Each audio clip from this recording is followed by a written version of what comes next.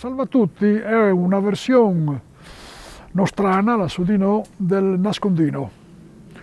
Quindi un gioco che si faceva in tanto che si era, in 5, in 8, in 10, 12, ma anche il 4-5, ecco, perché se no non le biel. Allora si fa la conta, tan tan tan tan, e dice, toccato a te, tu sei il primo che sta sotto, dicevi no.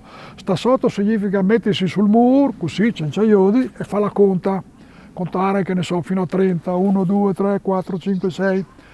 Tutti gli altri intanto vanno a platarsi, cioè a nascondersi.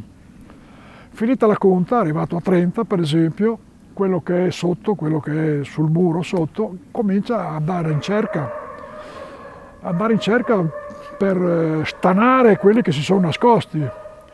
Ne vede uno la via, dice Mario, e batte sul muro dice Mario è scoperto, quello è squalificato.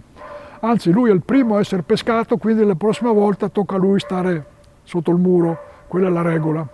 E dopo lui va a cercare gli altri, ma sentato che lui va a cercare qualcuno là, un altro salta fuori da lì e va sul muro e dice Bandus, si è salvato.